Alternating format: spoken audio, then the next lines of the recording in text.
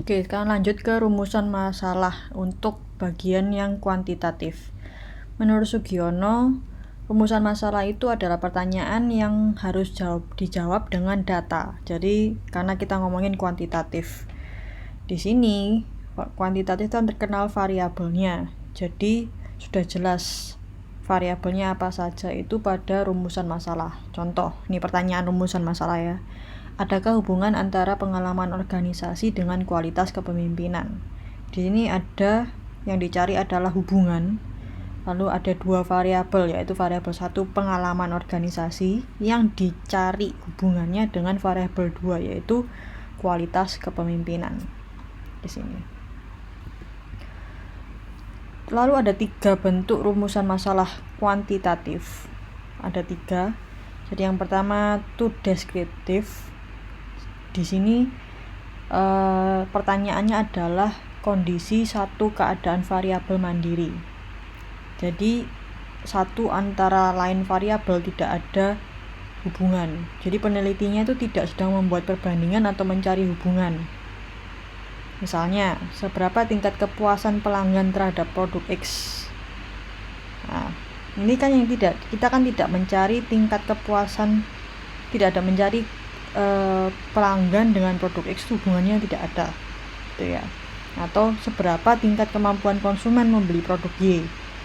Nah, itu tidak dicari hubungannya, tapi dicari tingkat kapabilitasnya. Itu deskriptif. Lalu ada lagi rumusan masalah asosiatif. Nah, di sini kita baru mempertanyakan hubungan antara dua variabel atau lebih. Di sini ada 3 jenis lagi dalam yang asosiatif itu. Ada yang simetris, jadi kedua variabelnya itu munculnya bersamaan. Ada yang kausal, terus hubungan antar dua variabelnya itu sifatnya sebab akibat, karena ini terjadi maka akan ada sesuatu yang terjadi. Jadi ada namanya variabel independen dan variabel dependen, yang dipengaruhi dan yang mempengaruhi. Ada juga hubungan yang interaktif, sifatnya timbal balik saling mempengaruhi, jadi nggak tahu mana yang mempengaruhi mana yang dipengaruhi. Contohnya di sini sudah saya langsung kasih 3. Di sini harapannya langsung kerasa bedanya. Yang pertama simetris. Simetris kita kembali lagi di sini ngomongnya dua variabel ini muncul bersamaan. Ya. Adakah hubungan antara jumlah kaos A yang terjual dengan jumlah pemuda di kota X? Di sini levelnya seimbang, tidak ada sesuatu yang baru. Beda kalau kausal. Apakah ada pengaruh promo giveaway terhadap jumlah follower baru? Nah, ini ada jika sebab akibat. Atau interaktif, hubungan antara jumlah follower dengan reputasi brand. Ini bisa jadi saling mempengaruhi. Bisa jadi brand reputasi tinggi menambah jumlah follower, jadi follower bertambah karena dianggap brandnya bereputasi, tapi juga bisa karena followernya banyak bikin terlihat brand tersebut bereputasi. Lalu yang terakhir rumusan masalah komparatif. Nah, di sini kita mengcompare dua variabel atau lebih pada 2 atau lebih sampel yang berbeda. Contoh, adakah perbandingan hasil branding dengan influencer X dan Y? Variabelnya 1 hasil branding, tapi sampel yang kita uji 2, influencer X dan influencer Y. Bisa juga yang kita hitung variabelnya 2. Apakah ada perbedaan hasil branding dan hasil penjualan sales dengan menggunakan influencer X dan influencer Y? Jadi variabelnya hasil branding dan penjualan 2 dan sampelnya X dan Y. Itu tadi kuantitatif. Dan yang terakhir kita ngomongin tentang rumusan masalah pada segi kualitatif.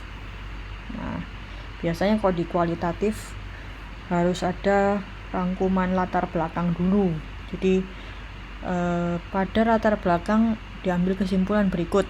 Nah, dari latar belakang tersebut nih, pelajari ini baru menjadi sebuah pertanyaan penelitian. Nah, sifat pertanyaan bisa berupa lebih dari satu pertanyaan atau dari satu pertanyaan dipecah lagi, itu juga bisa. Dan ingat, kalau penelitian kita ini kompleks, maka pertanyaannya makin banyak. Dari masalah timbullah sebuah pertanyaan dan jadilah sebuah tujuan. Nah, tujuan penelitian itu ada 3. Penelitian itu inginnya deskriptif, menggambarkan sebuah fenomena dan memberitahu sesuatu yang menarik. Nah, tapi itu tidak mendalam, jadi cuman memotret permukaannya saja. Nah, kalau penelitian eksploratory itu bisa terus-menerus berkembang. Jadi tidak pernah berhenti di explore. Bahayanya berarti penelitian ini tidak pernah berakhir. Makanya harus diberi batasan.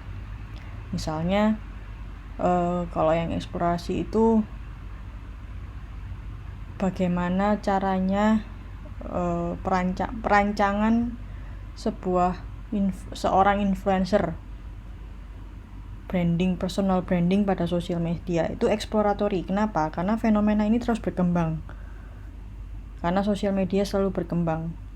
Bagaimana menjadi influencer pada sosial media? Nah, sosial media itu tidak bisa ada batasnya. Nah, itu namanya penelitian eksploratory. Kalau explanatory itu menjelaskan fakta-fakta yang ada.